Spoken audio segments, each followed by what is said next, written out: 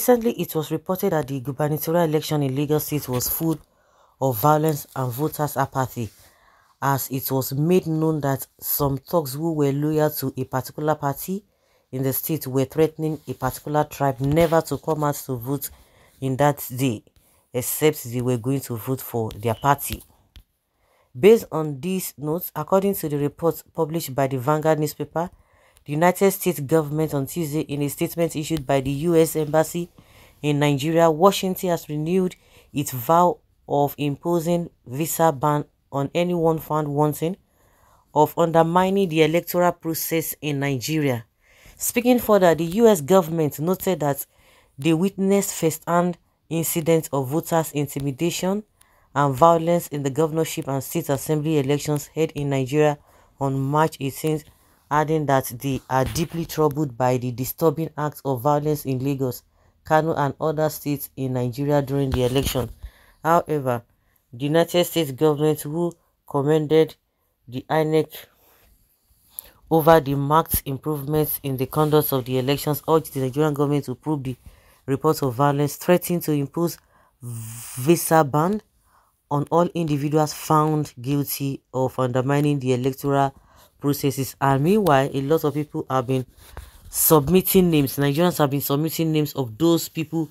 Of course, those people who are doing that, they know that it's going to hurt them, because I hear one professor, is it Akinyele, saying that oh, that visa ban might not be, will be ineffective, that he was talking about ICC or something. But these people, he go hurt them now. He go really hurt them. Like somebody who was analyzing said that you know what, that it's the most majority of all these politicians, they don't have a okay, because it was being asked that what if they say, oh, they don't want to go to west, they go to the east. He said, meanwhile, all these politicians, they are, you see people when they talk of jackpot, they are relocating, it's always the west. The west, that is where people always go, especially the Africans. Now, how many of them do go to the east is not going to be favorable to them. The statement saying that Nigeria carried out the second round of its electoral process with gubernatorial and state assembly election on March 18th. The United States is deeply troubled by the disturbing acts of violence, voter intimidation and suppression that took place during those polls in Lagos, Kano and other states. Member of the U.S. diplomatic mission observed the elections in Lagos and elsewhere and witnessed some of these incidents firsthand. Not that say, oh, it was opposition that told us, or some people told us, or some people complained.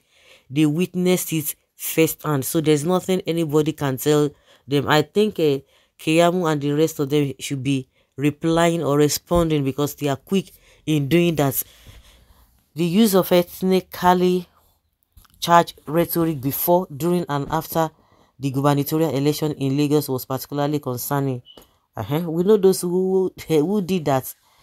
We commend all Nigerian political actors, religious and community leaders, youth and citizens who have chosen to reject and speak out against such violence and inflammatory language, affirming Nigerians' commitment to and respect for the democratic process.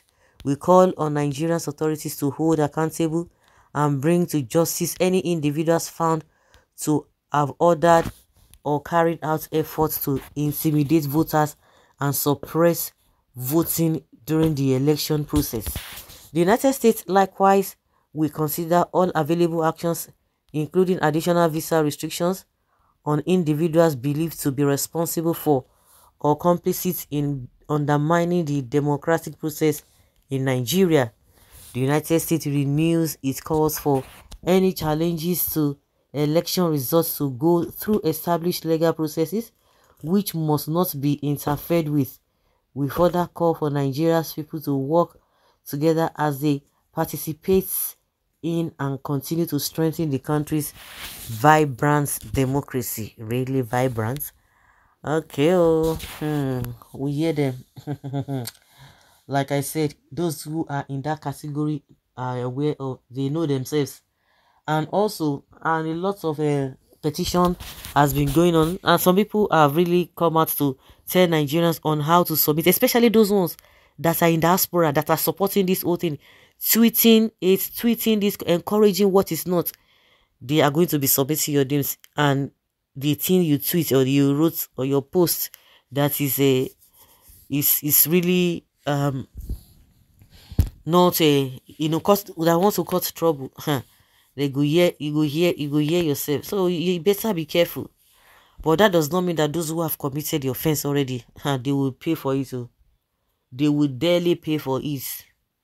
They will dearly pay for it, because we no go, they no be so good a day. INEC has failed woefully on its own part, even by disobeying its own rules and regulations. I have not even been hearing this APC who were saying from the beginning that it does not matter that they can choose to transmit results anyhow they want. Like, seriously.